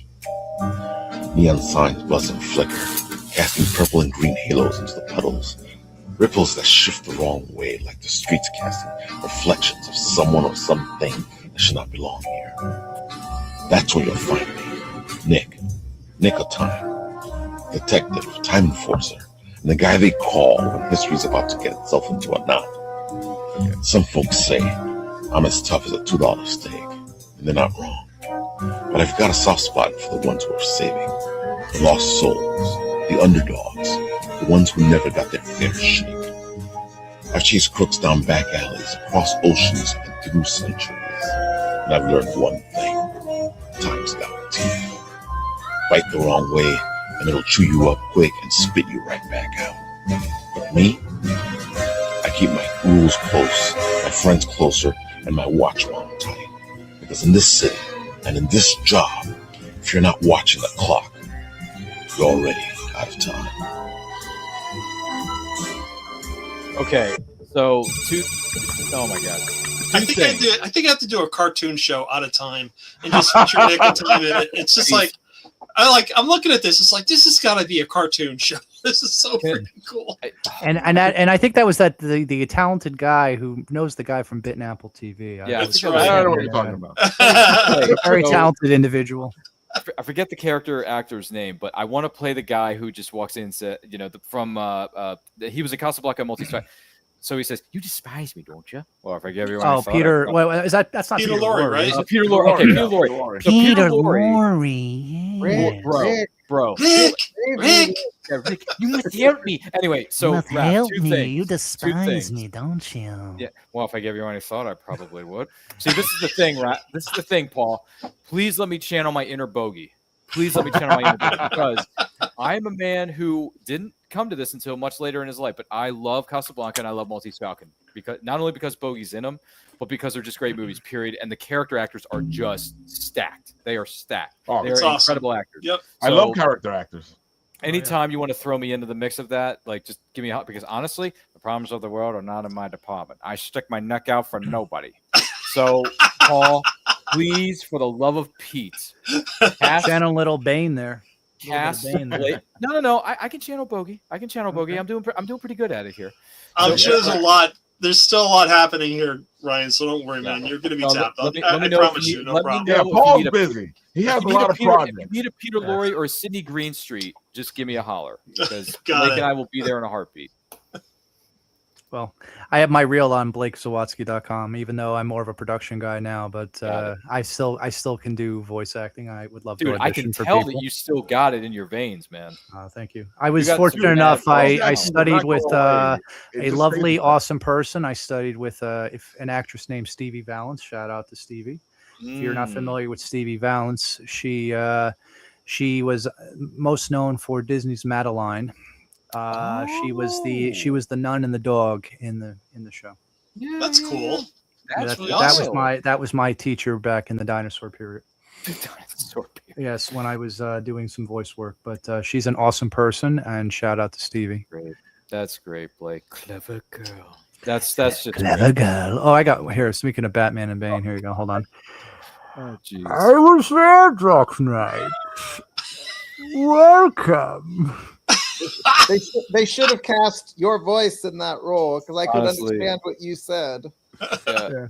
There you go. I'm one of the few people, and you know, the sad thing about reality. There, you were there, and I'm happy to be in the debated Apple TV. No one knew who I was till I put on the mask. Anyway, Drew, the sad Were they thing not of able to reality, tell Christopher Nolan no one could understand what he was saying and he needed to go back and fix it? Were they too scared to tell Chris? I think it was, Yeah, they got to dub it in. They Yeah, had to dub it. But Drew, I'll be honest with you, I'm one of the few people in this world who's willing to admit I really genuinely enjoy Dark Knight Rises, probably more than most, and that's okay. Because, like I said, I got hot takes on my channel, man. You watch any of the, and I'll tell you this, I didn't get a chance to plug this earlier, but I'll say it now. If you check out any of our movie watch-alongs, which we do every Friday night at 7 p.m. Eastern time, where we're basically celebrating a movie that turns a certain age, that particular time of the year or that particular month that we're celebrating, we go on so many different tangents, and I kid you not, when we do some of these rankings, dude, we're like the three of us who do these shows normally.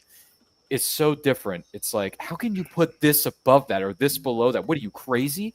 Like, it's so much fun. It's so much fun. We are in the midst. That's the whole geek nerd thing. But here's the thing: we have to say what we have to say.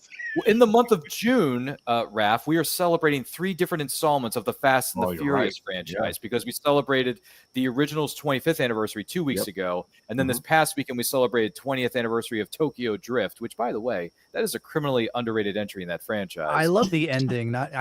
So many people have seen that movie, but I love the part with the cameo with Dominic Toretto. Yeah, he goes over and he's like, like I like the line when he goes over and he's like, I didn't know Han was into American Muscle. He was when he was riding with me. He love when he's rolling with me. Yeah. And then this weekend, Blake, we're going to be celebrating the 15-year anniversary of Fast 5. That's very cool. And Han's in that one.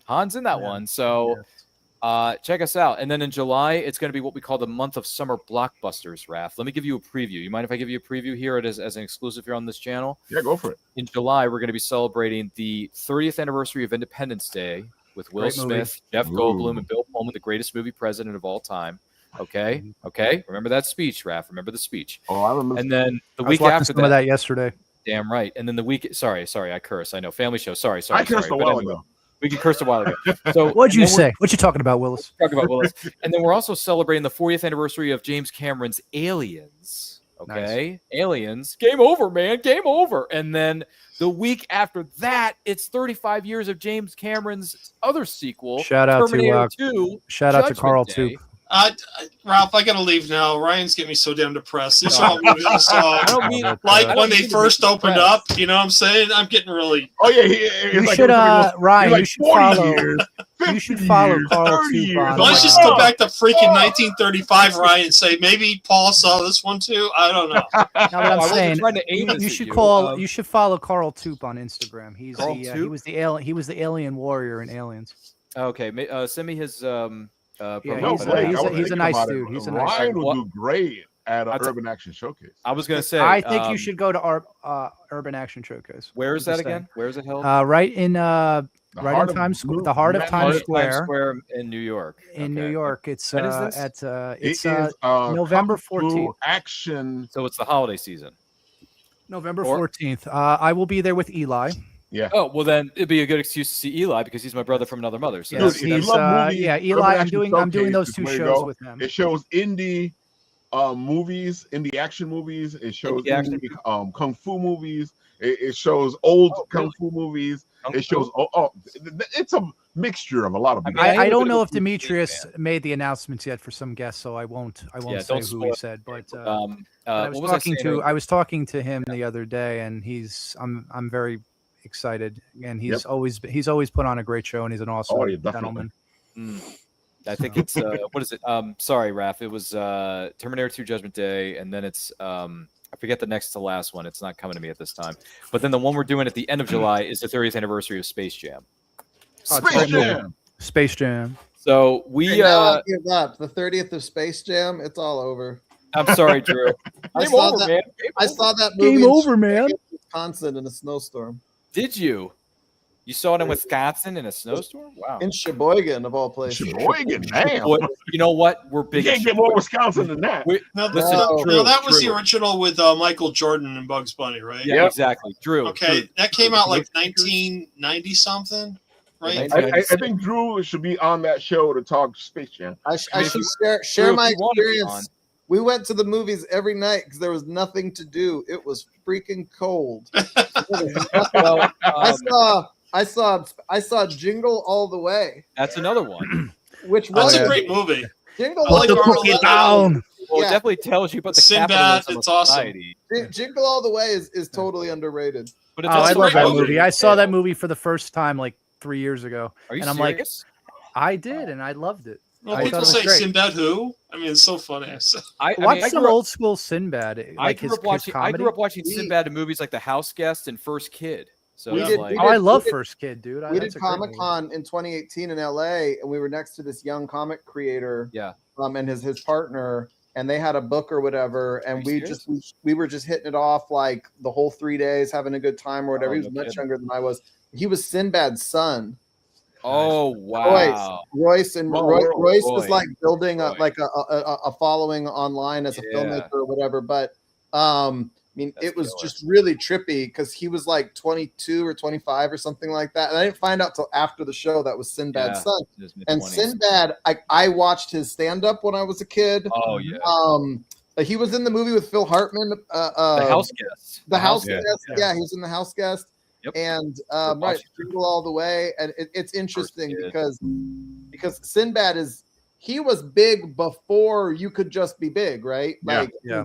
to get on HBO and to get on Oprah and to Yeah. do it without cussing, that was kind of his thing. Yep. Like And he was a Oh, nice he was guy in great. real life, when I was told too. He was very good to the fans, good to his peeps. Like I heard he was a nice guy during that time. I mean, he still is, but he's been through a lot of health issues in the last number Yeah. of years. So Yeah, but he's getting back on the horse. He's slowly but surely doing stand up again. He's teaming up with his family to do a lot of different projects, which is great. So yeah, Sinbad, brother. Like we grew up with you in the '90s. It was fun. It was great. Maybe before that, sorry, but Yeah. those three movies. When I go back, because it's funny, Blake. I just rewatched First Kid like 2 weeks ago because I haven't seen it. Great in a movie. I love that hot movie. ass minute. The kid is annoying as hell, but Sinbad makes it fun. And he's genuine about it. And I it's just- like the mentor. I forget the actor's name. He was Sinbad's mentor, like the old school guy. He was also an Air Bud. Yeah. I forget the actor's name. He was great. Steve Gualamini. I forget. He was he's also great. the voice of Rafiki in The Lion King. That's right. Yeah. Yes. What was Yeah. the show where Sinbad was like the chef? He was like the original South Park chef. Oh, it took yeah, place yeah, in yeah. a school. I didn't know he did that. And he was the cook. It was a college, and he was the cook. He was like the wise. He was like the wise man of the college. But he was. I can't remember the name of that show. But that Yeah, was, I forget the was name like of it. big in the late '80s. That was a big show for a minute. Yeah, and he Yeah, made a like- lot of cameos too on different television sitcoms. and definitely. things like that. I would love to meet him and just talk with Sinbad a little Oh, bit. dude, I would talk his ear off. I about all never three got a movies. pleasure meeting him yet.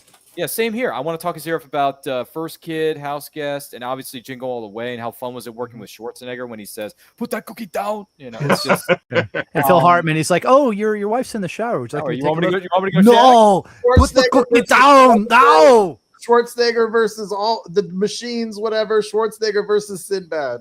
It was Yes. great. The No, it was greatest. great. Those are great Total memories. man. They're great memory. And I watch Jingle All the Way every every holiday season, like everyone else does, right? Blake, do you watch it every holiday season? I started putting it in the last few years. I started watching it. I bought it on DVD, and I usually pop it in, or I'll watch it. Like it was on wow. Tubi. It was on Tubi this last Yep. holiday season, Yep. so I watched it Yep. then.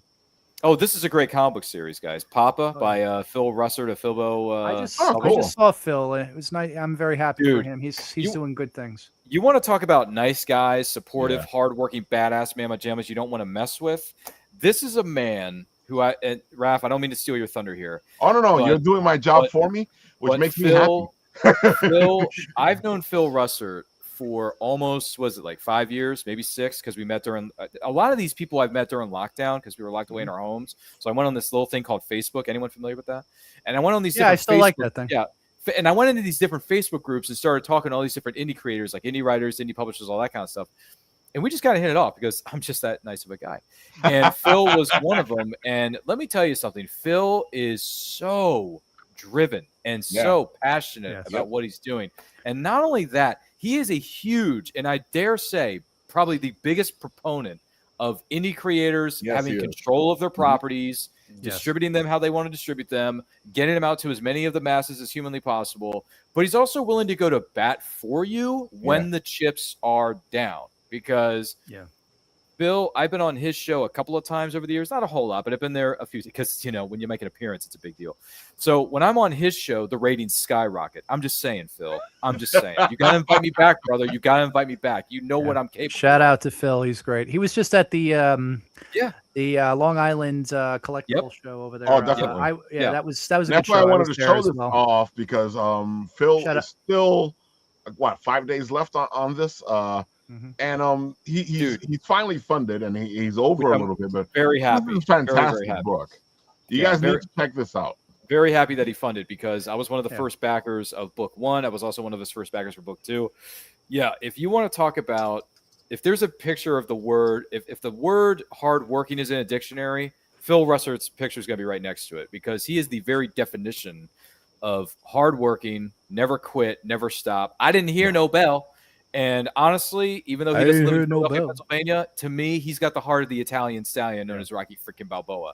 And I'm a big Balboa fan, but Phil is like the real epitome of getting up every day at 4 o'clock in the morning before anybody else, and grounding his thought process in is that no one will outwork him. No one. No one can touch him. So in the words of CM Punk, he is the best in the world. That's what I think of Phil Russert. That is what I believe about Phil Russert. And if you have not read Papa, then you got to get off your seats, get off your couches, get to those computers, get to those cell phones, and back this Kickstarter, because this guy knows how to get her done. And he also got ISO shout out. You got to check out Tragedy. That's every title he's ever worked on. Every title he's ever worked on. I like Tragedy because it's a bit different, but it's also about assassins, and I like it. Another thing I really like that he did was Withered. I think it's called Withered, right, Raph? Withered is not a deconstruction, but the battle between, with all due respect, heaven and hell, good and evil, heaven and earth, all this stuff. He took it in a bit of a interesting direction. And coming from someone who grew up in that sort of environment, and I don't, by the way, this is nothing against anyone's belief system. I'm just saying the environment I grew up in. It is very, it's just intriguing to read and dive into. Yeah. And I'm glad that I have a paperback, and I have a paperback cover, or not paperback, a paperback version of Withered, the book story. He did the little book, He did the book, right, Raph? And then I also have the comic book that's in the Philbo Omnibus. Exactly. If you back the kicks, do you remember that one? The Philbo Omnibus is one big ass sandwich. Okay, it's a great big 90s omnibus sandwich type of thing. It's got so many crazy one last thing here, folks, because we are about to head out. Our friends at Emberglow and the Kids Table have this beautiful book here. I'm going to let them tell you yourselves. Step into the kingdom of Abalian and begin your family's first great Dungeons and Dragons adventure. Become great heroes, explore forgotten ruins, uncover ancient mysteries, meet strange and lovable creatures, and battle fearsome monsters. Secrets of Enderil is a learn-as-you-go RPG created for parents, kids, and curious first-time players who want to create a shared storytelling experience. The adventure unfolds naturally as you play, with only a few pages of reading to get you started. Even new players and game masters can easily focus on roleplay, curiosity, and exploration, instead of getting lost in endless rules. We'll introduce you to core game mechanics organically through the adventure itself, so you never lose your immersion in the story. Your players will take on exciting challenges and learn about making meaningful choices with real stakes. We've carefully balanced this with a fail-forward style of play that rewards creativity instead of punishing mistakes or unlucky rolls. And by the time your first adventure comes to an end, it feels like the beginning of many more stories still waiting to be told. Together. Gather your party. Your story starts now. The Adventure Guide. Secrets of Enderin. Folks, go check it out. Amazing game. You want a beginner game, that's it. If you want to show your kids how to play D&D, that's the game to go with. They're doing really well, actually. But, you know, it's always great to share all these beginner things, especially with D&D, because D&D sometimes has an hard in. And it's always great to find something where you can get an easy in. With that, we at the end, I already knew we were going to have a major geek out today. Folks, I hope you had fun. Go check out Drew, go check out Ryan, go check out Blake, go check out Paul, especially at Garden State Comic Fest, and go check out George and support the shameless plug, because you see what we did there. We did a shameless plug for everybody. Because everybody wins on this show. That's right. Exactly. Everybody wins the Showcase Showdown. With that, I'll do what happens creators. on this show. Yeah, you guys are all great. I support all of you. Yes. Same. Back at you. I do the same. I always like to support and man. show, and happy to show support. Let's do some more giveaways on Anti Quote. We want to give away some swag to some good people out there. There's a lot of them. I love giving away stuff. And folks, here's this.